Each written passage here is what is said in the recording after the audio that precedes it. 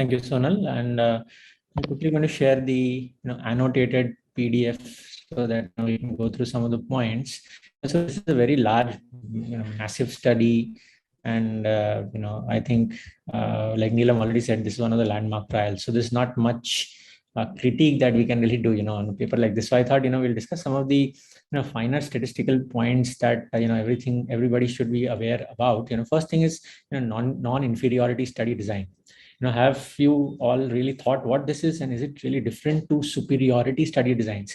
And why would somebody choose a non-inferiority study design? So the simple answer to that is, in the olden days when RCTs were rampant or being done in large numbers in the 70s, and there were no treatment groups there were no established treatments. So there were always a placebo-controlled trials, right? So one group which didn't receive treatment and the other group which received treatment. Now, the expected difference in the outcomes was quite large, right? Because some of the treatments were substantially good. However, in recent studies, if you see, it's almost impossible to do placebo-controlled trials. Now, the expected difference between, say, brolucizumab and aflibercept is really small. So if you want to show statistically significant difference where the expected differences are small, the sample size become extremely huge, 6,000, 7,000, or in those numbers. So to bring down the sample size yet, to have a robust study design, non-inferiority study designs are used. That is one of the major needs for non-inferiority study designs. So, from such a study design, can we say one drug is better than the other? And the answer is absolutely not.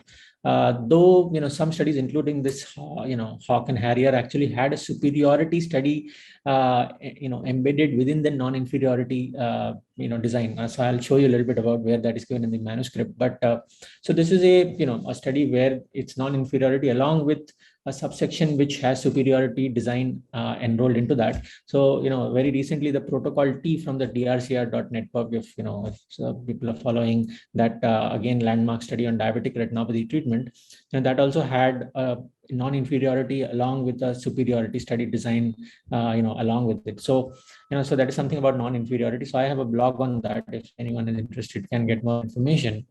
The other thing is, the main outcome is BCVA, right? Most of these studies or the FDA actually mandates BCVA to be the primary outcome measure.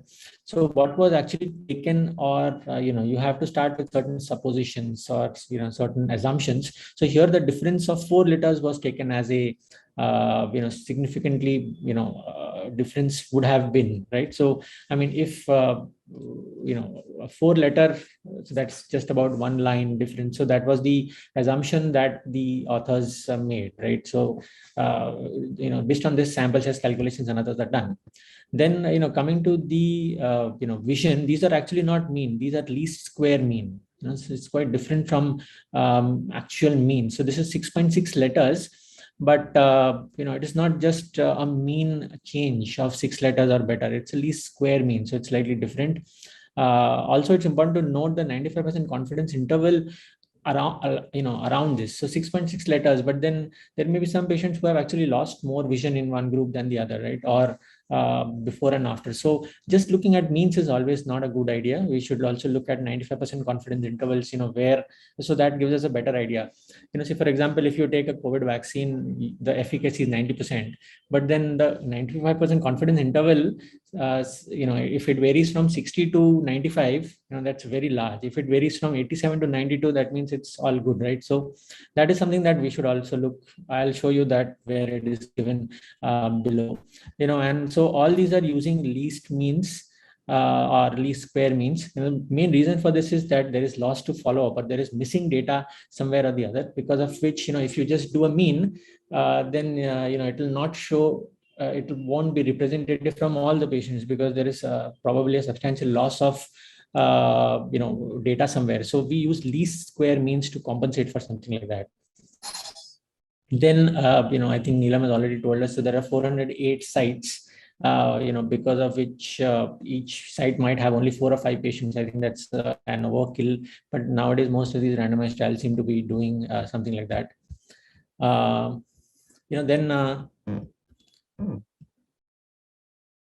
All right, so these are imputations of imputations for missing variables or missing values was done. So imputations really mean it's a statistical way of generating missing values. So it's not always a great way to do that. So this clearly shows that there's probably some amount of missing values throughout the study. And then something called per protocol analysis is done. The other way of looking at it is intention to treat. So per protocol means, if there is missing values, you generate those values and then you do a proper analysis. And intention to treat means you don't generate those missing values and you do certain statistical methods to overcome those missing values. So this is where they have enrolled the superiority design as well. So additional conformity superiority testing was also done, and a sample size of 297 was taken. So I think Neelam has already told us that. So this is the 95% confidence interval, of vision. So this is between brolucizumab and aflibercept, the difference was 0.6 letters, but it could vary from -2.5 to 1.3 letters, right? So there are some patients who definitely lost a lot more vision, if you give brolucizumab compared to if you might give aflibercept. So that is something that we should keep in mind. A few other things. So this is a Kaplan-Meier analysis. So what people should always remember is that you need to give these, we can't go into a lot of details, but this is censoring. That means there is loss to follow-up somewhere. And, even if there is, so the one in blue is censored. That means if even with loss to follow-up, these are very similar. So, these should be plotted even when you're looking at your own data.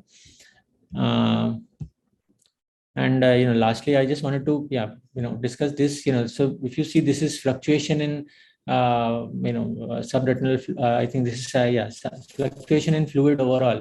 So this seesaw pattern is seen in aflibercept, but remember that aflibercept was not allowed to change or adjust, right? So it was 3 loading doses and then every Q8 weeks. I think I'm not really sure exactly, but I think Neelam can confirm. But aflibercept was not allowed to change at all. But then brolucizumab was actually allowed to change, so if there is some recurrence or, patient is getting fluid back again earlier, you could shift to a Q8 weekly treatment. But then if they were not getting fluid, you could maintain at Q12 weekly. But then aflibercept was not allowed that, so, that is somewhere basically a little bit of an absence of appennuclear and cortical buffer. Study design can also cause some problems here. Is in absolutely so, these are close some contact of the last thing I wanted to may have some adhesion also many times, and capsule is also very fragile and weak and thin also. Last thing I just wanted to basically draw your attention to is the incidence of uveitis. We would ask host to please mute the other people. They present a variety of risks. We can't hear you actually, so just the surgeon, a minute. You could have a risk of Raxis extension. There could be requesting the host to please mute there could be Raxis, the other risk of jonular dehiscence. There could be the risk of compensation and risk of trauma to the supporting structures of the crystalline lens. So what we need to do is we need to have a very good preoperative examination of all these cases, which should include Mr. Sharik, requesting you to please microscopic examination. If possible, we need to do a I'll just ask ma'am. I think it's her phone. I'll just ask her. Status of the cornea. You need to do a ultrasonic posterior segment status because many times we are not able. Yeah, thank you so much. Sorry, sir, for the interruption. If you no would. problem. I just had one last point. So the incidence of uveitis. So though this was not exactly well subclassified into different types, now we know brolucizumab does cause a little bit more of intraocular inflammations. But even in the study, the Hawk, it showed 2.2% at 6 milligram, and the Harrier did not show that many. But the Hawk clearly showed 2.2% patients developed some amount of uveitis. It was only 0.3% in the aflibercept group. Perhaps this was slightly underreported, as we are now seeing slightly more incidence of uveitis. So, and I think overall, it's not, like I said, not much to critique from such a large, randomized clinical trial, but certain concepts I thought we can discuss based on this study. Thank you so much.